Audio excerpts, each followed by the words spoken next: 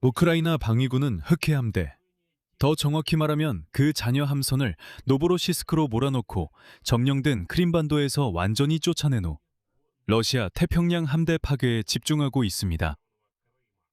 프리모르스키 지방의 표트르 대제만에서 8월 26일 강력한 폭발이 일어났습니다. 이 사건은 볼차네츠 마을의 주민들이 알렸으며 이 마을 근처에는 태평양 함대 포키노 해군 기지가 위치해 있습니다. 그 후 폭발 현장에는 엄청나게 많은 군인들이 도착했는데 이는 심각한 일이 발생했음을 시사합니다. 그리고 이 일은 크렘린에게 훨씬 더 넓고 우울한 상황이 펼쳐지는 가운데 일어났습니다. 러시아 흑해함대는 이미 물류 통제권을 잃어가고 있습니다. 세계 최대의 컨테이너 회사가 노브로시스크에서 완전히 철수했습니다.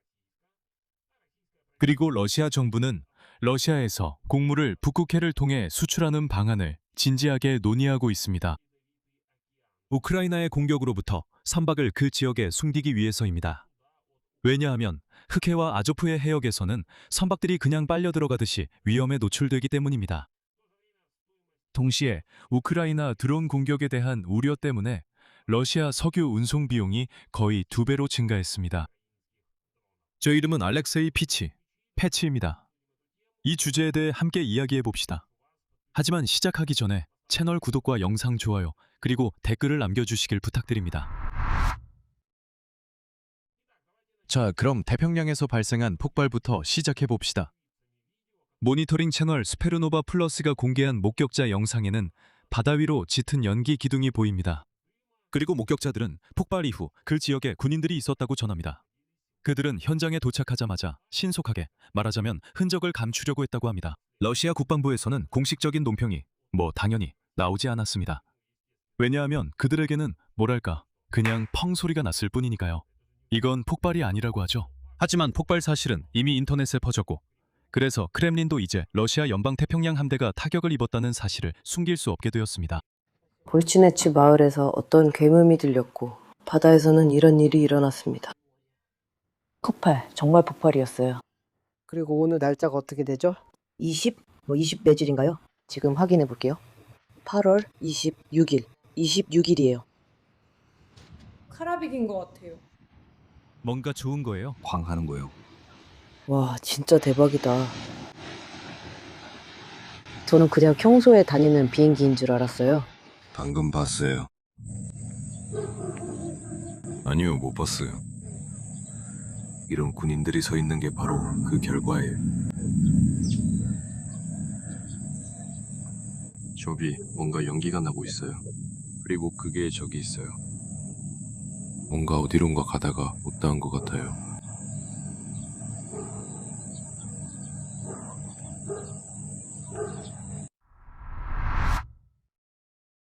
현재 태평양 함대가 훈련을 진행하고 있습니다. 8월 25일, N은 대잠수함기 투-142가 쿠릴 열도 근처에서 잠수함을 탐색하고 적 잠수함을 대상으로 폭탄 투하 훈련을 실시했다고 보도되었습니다.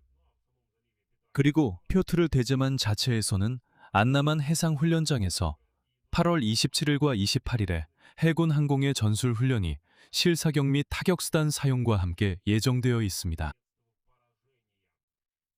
태평양 함대 자체의 규모는 물론 인상적이기 때문에 우크라이나 군대는 이 함대에 격파하기 위해 적극적으로 노력해야 할 것입니다. 그리고 2026년 8월자 네이버 리뷰에 따르면 러시아 연방 태평양 함대에는 5척의 전략 핵미사일 잠수함을 포함해 총 20척의 잠수함이 소속되어 있었으며 이들은 핵무기를 탑재할 수 있습니다. 20척의 잠수함 중 16척입니다. 현재 전투 준비 태세에 있습니다. 주목할 점은 최근 몇 달 동안 러시아 국방부가 잠수함에 드론 방어 장치를 설치하기 시작했다는 것입니다. 8월 4일 위성 사진에는 캄차카에 위치한 태평양 함대 리바치 기지에서 7척의 잠수함이 드론 방지망으로 덮여 있는 모습이 포착되었습니다. 비슷한 구조물이 가지에보에 있는 북방함대 기지에도 등장했습니다. 이것은 우크라이나 군대가 멀리 떨어진 러시아 시설을 타격할 수 있는 능력을 확장한 것과 시기가 일치합니다.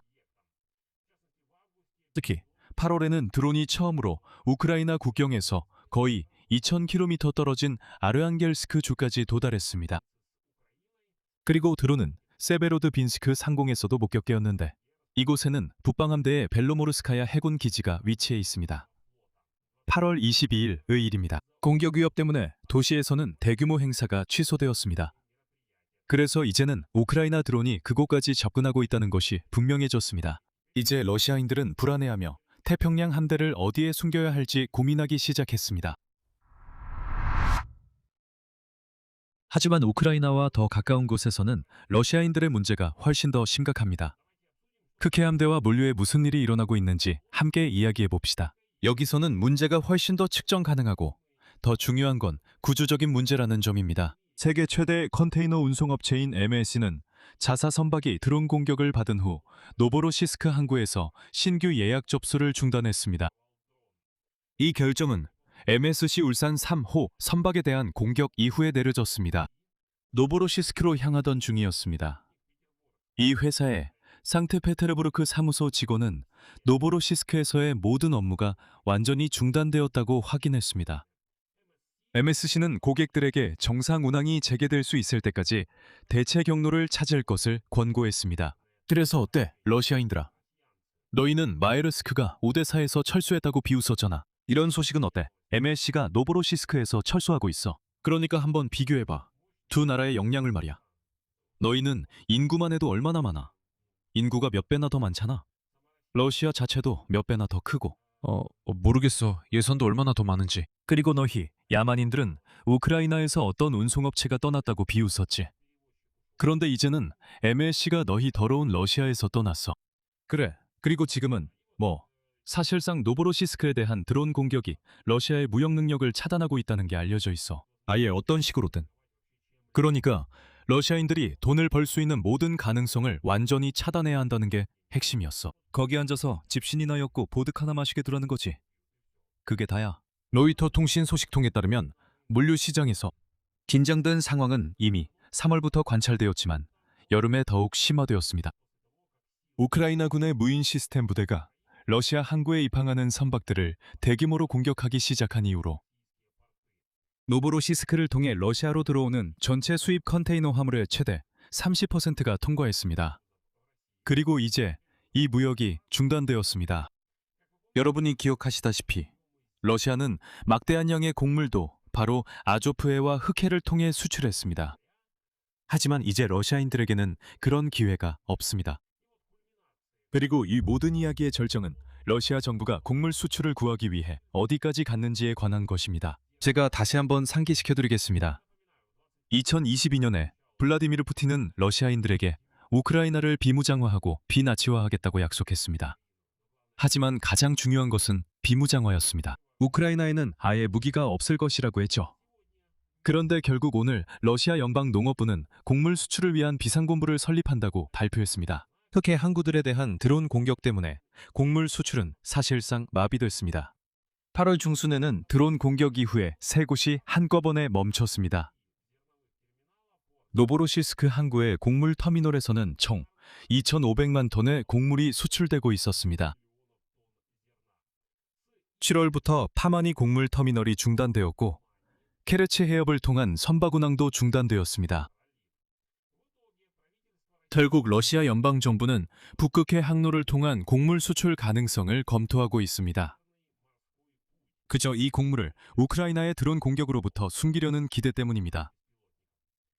현재 흑해와 아조프해를 통한 러시아의 곡물 수출 능력의 95% 이상이 폐쇄된 상태입니다. 이 지역에서 가동 중인 곳은 투합세 항만만 남았지만 그 용량은 한 달에 겨우 25만 톤에 불과합니다. 이건 정말 미미한 수준입니다. 8월, 러시아 밀 수출은 16년 만에 최저치로 떨어졌습니다. 200만 톤도 안 됩니다. 그리고 이 물량의 대부분은 8월 상반기에 이미 반출됐는데 그때는 노보로시스크가 아직 가동 중이었습니다.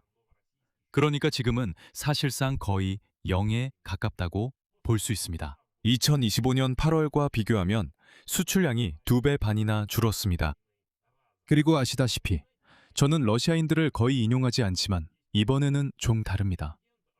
러시아 곡물연합회장인 아르카디 지로체프스키는 매우 회의적인 입장을 보이며 이렇게 말했습니다. 곡물을 수출할 수 있는 실제적인 대체 경로는 보이지 않습니다. 발트해를 통해 수출하려면 라트비아와 리투아니아의 항구가 필요합니다. 그리고 그는 이렇게 말합니다. 만약 그들이 러시아 화물을 통과시키는 것에 동의한다면 말이죠. 그리고 여러분도 아시다시피 이 야만적인 러시아인들은 그야말로 모든 이들과 다투었습니다. 그리고 또 제가 상기시켜드리자면 그들은 라트비아와 리투아니아에도 전쟁을 위협한 적이 있습니다. 그들은 이렇게 소리쳤습니다. 너희가 뭔데 우리가 가서 질서를 잡겠다. 우리가 너희를 우크라이나에서도 키예프를 3일 만에 점령하겠다고 했죠. 거기서도 똑같은 이야기였습니다. 이제 아르카디 지로체프스키가 앉아서 울고 있습니다. 그는 그냥 징징거리면서 우리가 곡물을 어떻게 팔아야 하죠? 이제 우리는 아무것도 팔 수 없게 됐어요. 라고 말하고 있습니다. 그리고 발트 지역을 통한 유일한 방법은 리투아니아와 라트비아에게 제발 부탁드립니다. 저희 곡물을 받아주시고 여러분의 항구에서 팔아주세요. 라고 간청하는 것뿐입니다. 그리고 이 해상 붕괴 상황에 우리가 이전 에피소드에서 이미 다뤘던 세부 사항을 추가해야 합니다. 같은 공격들 때문에 러시아 석유를 인도로 운송하는 비용이 수년 만에 최고치를 기록했습니다. 노보로시스크에서 출발하는 수에즈맥스급 유조선의 운임이 2천만 달러까지 올랐습니다. 불과 한 달 전만 해도 이 비용은 약 1,300만 달러였습니다. 그리고 전면전 이전에는 이보다 더 적었습니다. 그리고 트레이더들은 위험 프리미엄과 선주들이 러시아 항구를 위해 선원들을 위험에 내몰려 하지 않는다는 점을 분명히 말하고 있습니다. 즉, 발표된 2천만 달러는 아직 최종 비용이 아니라는 뜻입니다. 그들은 이렇게 말합니다. 좋아, 2천만 달러지만 우리 사람들이 당신네 냄새나는 러시아 석유를 위해 실제로 가서 위험을 감수하려면 돈을 더 얹어줘야 합니다. 즉, 문제는 곡물이나 컨테이너 화물뿐만 아니라 크렘린의 주요 수입원인 원유 수출에도 해당된다는 것입니다. 결론적으로 러시아의 다른 쪽 끝에 있는 태평양 함대가 있는 포키노 인근에서 폭발이 일어난 것은 이미 흑해에서 일어난 일들과 맞물려 벌어진 일입니다. 세계 최대의 컨테이너 운송업체가 노보로시스크에서 완전히 철수했습니다. 러시아 연방의 곡물 수출이 16년 만에 최저치로 떨어졌습니다. 그리고 정부는 얼어붙는 북극해를 통해 화물을 운송하는 방안을 진지하게 논의하고 있습니다. 그리고 이는 우크라이나 드론으로부터 선박을 물리적으로 숨기기 위한 것입니다. 이게 바로 전쟁이 시작된 곳으로 다시 돌아온 거라고 생각합니다. 맞아요. 러시아인들은 이 전쟁에서 숨을 수밖에 없습니다. 그들은 그냥 쥐처럼 굴 속에 숨어서 자신들이 우크라이나에 벌인 전쟁에 대한 책임을 져야 합니다. 여기서 말을 줄이겠습니다. 여러분의 의견, 결론, 감정을 이 영상 아래 댓글로 남겨주세요. 채널을 구독하고 영상의 좋아요를 눌러주세요. 그리고 새 영상이 올라올 때마다 놓치지 않으려면 알림 설정도 잊지 마세요. 오늘은 여기까지입니다. 건강 조심하세요. 모두 안녕히 계세요.